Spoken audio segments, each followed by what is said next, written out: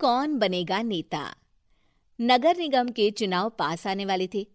पूरे कानपुर शहर में टिकट को लेकर मारामारी शुरू थी, लेकिन सबसे ज्यादा चर्चा में वार्ड नंबर 40 की सीट थी। वो इसलिए क्योंकि इस बार वहां की सीट महिला के लिए आरक्षित थी। अब सवाल ये था कि चुनाव लड़ेगा कौन। इससे पहले ठाकुर साहब वहां से पार्षद थे और इस बार उन्होंने अपनी पत्नी सीमा ठाकुर को टिकट दिलवाई और ठाकुर साहब की शान के कारण सीमा जी ने 20,000 वोटों से चुनाव जीत लिया। अरे बधाई हो सीमा भाभी, अब तो आप वार्ड की पार्षद बन गई हैं। अब तो हमारे काम आप ही करवाएंगी। अरे ये तो सिर्फ नाम की पार्षद बनी है, वो तो महिला सीट आ गई, वरना पार्षद तो मुझे ही बनना था। अब भले ही चेहरा इसका होगा, लेकिन पावर तो मेरी ही होगी। अरे वाह भाई साहब, क्या दिमाग लगाया है आपने भी। आइए आप लोग, खाना लगा दिया है सबके लिए।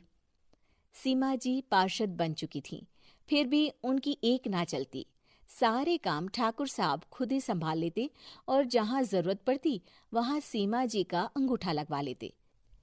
सीमा जी ज्यादा पढ़ी लिखी भी नहीं थी।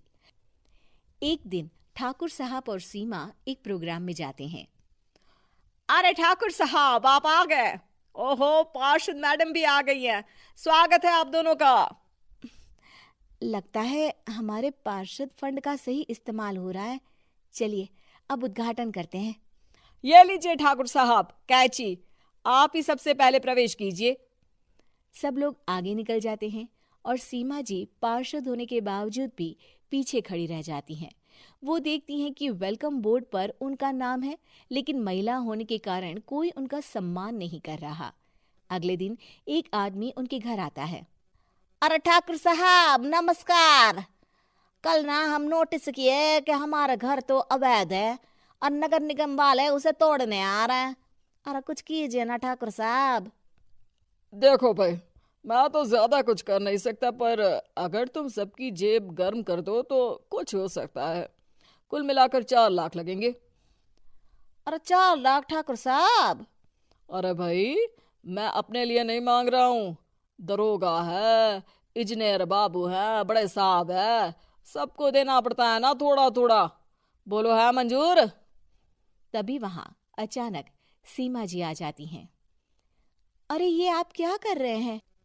पहले इन्हीं लोगों से तो आपने वोट मांगे, अब इनसे ही पैसे ले रहे हो। अरे चुप रहो तुम। तुम्हारा काम है सिर्फ अंगूठा लगाना, तुम वही किया करो। मुझे दूसरे काम तुम मत सिखाओ, समझी? और तुम ना जाओ, अब पैसे लेकर आओ, वरना जेसीबी किसी भी वक्त आती होगी। सब कुछ ऐसे ही चलते रहता है। एक दिन सीमा जी और ठाकुर साहब को एक लोकल मीटिंग में बुलाया जाता है। वहां पर कई और अधिकारी लोग भी मौजूद रहते हैं। अब मैं चाहूंगा कि ठाकुर साहब हमारे बीच 2 शब्द कहें। मेरे प्यारे भाइयों और बहनों, आज मेरा सौभाग्य है कि मैं आप सबकी सेवा दिन रात कर पा रहा हूं। आपने मेरी पत्नी को भारी मतों से जिताया है, इसलिए मैं आप सभी का शुक्रगुजार हूं। मैं आप सबसे वादा करता हूं कि हमेशा की तरह हमारे वार्ड में किसी को कोई तकलीफ नहीं आने दूंगा। सभी लोग तालियां बजाने लगते हैं। अब मैं माननीय पार्षद मैडम को स्टेज पे बुलाना चाहूंगा। अपने नाम को बुलाया सुनकर सीमा जी एकदम चौंक जाती है। उन्हें बिल्कुल उम्मीद नहीं थी कि इतनी बड़ी जगह उन्हें मंच पर बुलाया जाएगा। जैसे तैसे वो मंच पर चढ़ती हैं। ऊपर जाते ही सीमा जी को सारी पुरानी बातें याद आ जाती हैं कि किस तरह उनके पति उन्हें कभी भी आगे बढ़ने नहीं देते और उनके नाम से गलत काम करते हैं। वो बोलने लगती हैं। मैं आपके वार्ड की पार्षद सीमा हूं। आप में से बहुत कम लोग ही मुझे जानते होंगे, क्योंकि इससे पहले मुझे कभी ऐसा मौका ही नहीं मिला। सारे मौके मेरे पार्षद पति यानी आपके ठाकुर साहब ही लेते रहे, लेकिन आज ये मौका मुझे मिला है तो मैं इसे ऐसे ही नहीं जाने दूंगी। मैं आपको ये बताना चाहती हूँ कि आपके ठाकुर साहब मेरे नाम की आड़ में गैर कानूनी काम करते हैं, जिस पर अंगूठों के निशान मेरे होते थे। इसीलिए मैं अपनी गलती मानती हूँ और आज अपने पद से इस्तीफा देती हूँ, ताकि आगे से कोई गलत काम ना हो पाए। अब फैसला आप सबके हाथ में है कि आप हमें क्या सजा देना चाहते हैं।